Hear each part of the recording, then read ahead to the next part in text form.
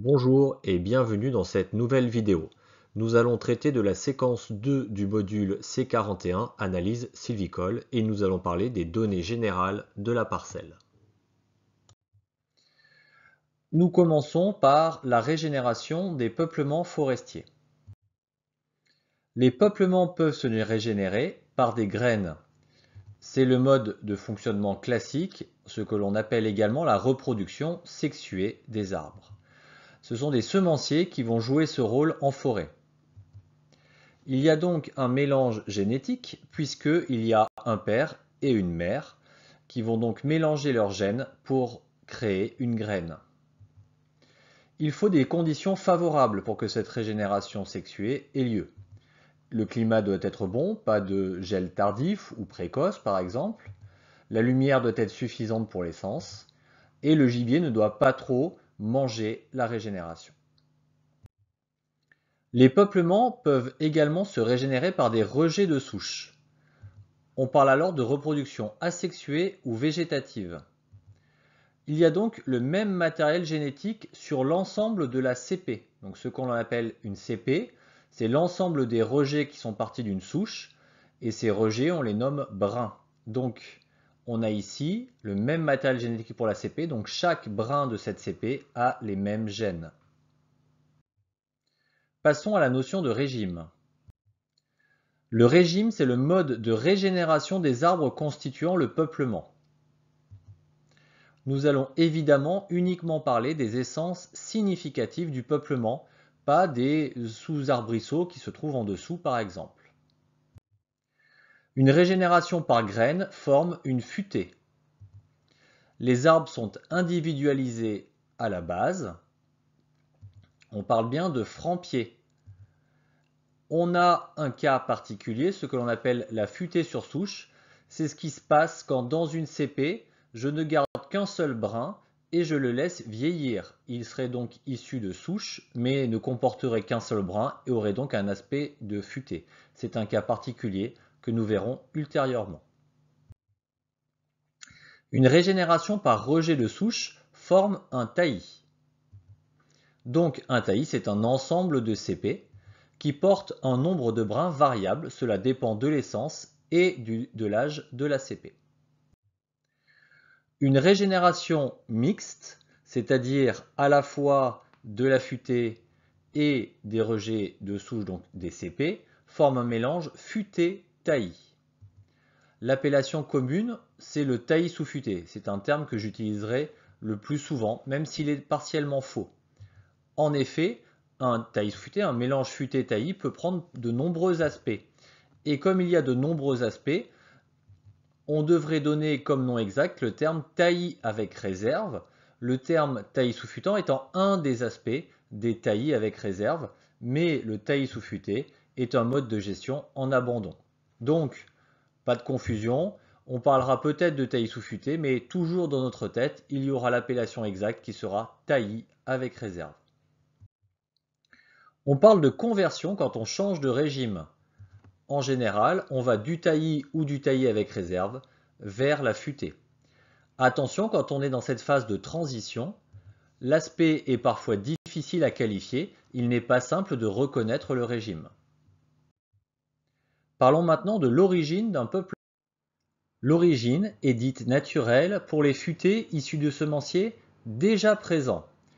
Attention, quand on parle de semenciers déjà présents, on sous-entend les éventuels semenciers en place dans le peuplement, mais aussi les semenciers voisins de ce peuplement, les graines pouvant être apportées par le vent, ou enfin des semenciers qui étaient présents avant, mais qui ont disparu, laissant derrière eux des graines qui ont pu germer. L'origine est artificielle quand la régénération est faite par l'homme. Il a donc procédé à des plantations, c'est généralement le cas, ou éventuellement à des semis, mais ce sont des cas très particuliers en forêt en France aujourd'hui. On peut éventuellement procéder à un mélange d'origines avec une origine naturelle et une origine artificielle en ajoutant des plants dans les zones qui en seraient dépourvues, on parle de complément de régénération, ou en rajoutant de nouvelles essences dans la régénération naturelle, on parlerait d'enrichissement. Parlons maintenant du traitement d'un peuplement. Le traitement, la définition stricte, c'est le résultat de l'ensemble des opérations de sylviculture, c'est-à-dire en gros la manière de gérer le peuplement. Mais ce qui nous intéresse, c'est que cela va avoir un impact direct sur la structure du peuplement, c'est-à-dire son occupation, l'occupation des arbres dans l'espace.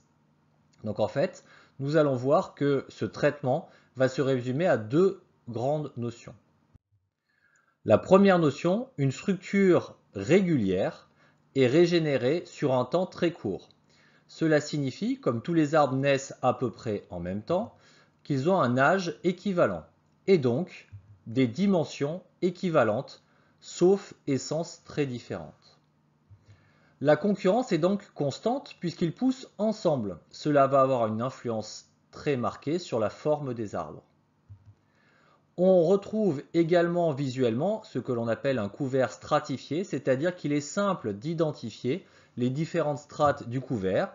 Ici, la strate de mes arbres adultes et en dessous, aucune strate puisque aucune plante ne s'est développée. On parle dans ces cas-là de futaies régulières ou de taillis simple quand on a une origine de CP. Une structure irrégulière se régénère constamment. Il n'y a pas de moment donné où l'on va commencer une régénération et la finir. Il y a sans arrêt des naissances dans le peuplement. On a donc des âges différents. Cela va entraîner des dimensions différentes et cela va se voir en particulier sur la hauteur des arbres comme sur ce schéma.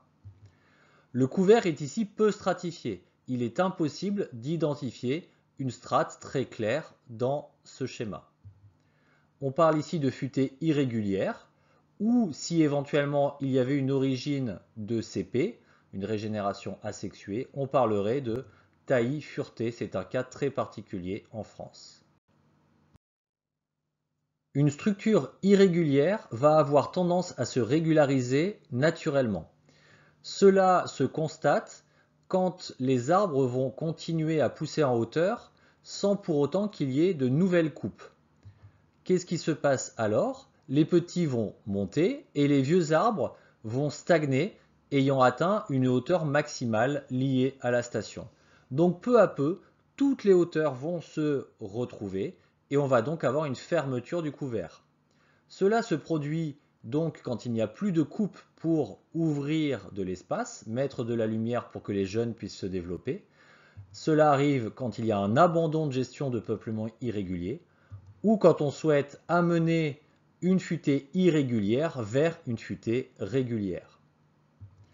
On va donc retrouver à terme, suite à cette régularisation, une même hauteur, mais des âges différents. On parlera alors de futaies régularisées. C'est donc une famille de futaies irrégulières puisque les âges sont différents, mais elle est caractéristique d'un mode de traitement particulier lié à un abandon de gestion ou à un changement d'objectif. Parlons maintenant de la composition d'un peuplement. C'est la manière de qualifier le mélange des essences présentes. On va travailler en pourcentage. Quel est le pourcentage du mélange? On va exprimer ce pourcentage soit en nombre de tiges, c'est souvent le plus simple. J'ai par exemple 2 hêtres sur 10 arbres, donc j'ai 20% de hêtres. Mais on peut également travailler en surface terrière, et dans ce cas-là, il faut additionner toutes les surfaces terrières individuelles de chaque essence pour pouvoir calculer ce pourcentage. On parle évidemment des essences significatives du peuplement. On ne va pas prendre en compte, une nouvelle fois, un arbrisseau ou un sous-arbrisseau. Ici, nous avons un peuplement constitué à 100% d'une seule essence. On parle de peuplement monospécifique. C'est un cas particulier qui se retrouve régulièrement dès que l'homme intervient par des plantations ou des sélections très marquées, ou éventuellement dans des cas particuliers naturels comme la présence d'essences envahissantes qui vont éliminer toute autre essence présente, ou une catastrophe qui va amener une seule essence à résister et à rester en place. Donc 100% monospécifique. Quand on passe à plus de 80% mais pas à 100%, on est sur un peuplement pur. il y a donc à la fois 80% en nombre et en surface terrière. Ici, j'ai deux arbres différents sur 10, on est exactement à 80%. On va parler de peuplement pur. Donc les essences secondaires sont importantes, elles vont jouer un rôle, soit dans l'écosystème, mais aussi dans le fonctionnement du sol, soit dans l'élagage naturel, avec la formation d'une dynamique des champignons en particulier qui va permettre un meilleur élagage naturel. Donc c'est un fonctionnement qui est plus intéressant que les peuplements monospécifiques. Si aucune essence ne représente plus de 80% du peuplement, on parle alors de peuplement mélangé. Il va falloir qualifier dans ce cas le pourcentage et l'organisation de ce peuplement mélangé. On peut ici, comme dans cet exemple, avoir un mélange pied à pied.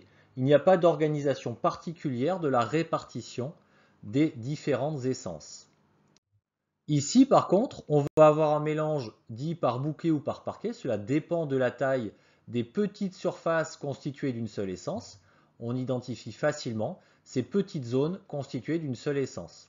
Elles sont cependant en interaction latérale, ce qui fait qu'on ne peut pas parler de deux peuplements différents, bien sûr. On peut également retrouver un mélange par étages superposés, c'est le cas ici, avec par exemple du sapin qui va pousser sous du hêtre. Mais attention, on souhaite bien parler des essences significatives, sinon on risque d'appeler beaucoup de peuplements réguliers, peuplements mélangés. On voit bien les deux strates ici présentes. Parlons maintenant pour finir du stade ou type d'un peuplement. On va utiliser soit un terme, soit l'autre. Il ne faudra pas se tromper. Quand on est en futée régulière, en peuplement régulier, on caractérise le stade du peuplement. Cela signifie qu'on va définir des classes d'âge qui vont permettre de facilement qualifier le peuplement puisque tous les arbres ont à peu près le même âge. On verra le nom exact de ces stades plus tard dans le cours de la futée régulière, mais vous allez également l'aborder en tournée avec Monsieur Chedeau. On différencie des grandes phases constituées de plusieurs stades. La phase d'installation, les jeunes arbres sont en train de naître et de s'installer. La phase d'éducation, les arbres poussent très serrés ensemble, il y en a beaucoup, ils sont très jeunes, on va les aider à se développer dans le bon sens. Puis la phase de sélection, les arbres sont identifiés facilement et on va dedans choisir d'améliorer le fonctionnement de ces arbres pour aller vers une meilleure qualité. Et enfin, la phase de régulation de la production, où là, les arbres sont arrivés quasiment à maturité et on se prépare à la récolte. A l'inverse, les peuplements irréguliers n'ont pas le même âge, donc on ne peut pas les qualifier par une classe d'âge, cela ne voudrait rien dire. On va donc leur donner un type. Ce type est défini par plusieurs critères. Le premier critère, c'est la richesse. Quelle est en gros la quantité de matériel présent? Est-ce qu'on a un peuplement pauvre ou un peuplement riche? On va également qualifier cela par le pourcentage de tiges par catégorie de diamètre, avec des petits bois, des bois moyens et des gros bois. Quel est leur pourcentage? Dans cet exemple, on va donc avoir des bois moyens et des gros bois. On a donc ici, a priori, 66% de bois moyen et 33% de gros bois. On ne prend vraiment pas en compte le taillis. Là, ce qui nous intéresse dans cette description, c'est uniquement la réserve, les arbres de franc-pied. Mais on voit que, en termes de richesse, il y a quand même pas mal de matériel avec des gros arbres. Il n'y en a pas beaucoup de franc-pied, mais ils sont gros, ils occupent un bon espace. Donc on a plutôt un peuplement riche, régularisé en bois moyen. Nous verrons que le nom des types est lié à une typologie, ce qui fera l'objet d'un TP ultérieur. Voilà donc pour cette séquence qui traite des données générales du peuplement. C'est la partie la plus importante du cours d'analyse sylvicole. Il va être en effet décisif de nommer le peuplement de la bonne manière, puisque les personnes avec qui vous allez communiquer vont pouvoir bien comprendre le type de peuplement que vous rencontrez grâce à ce nom. On va donc beaucoup s'entraîner en TP pour être précis dans nos appellations.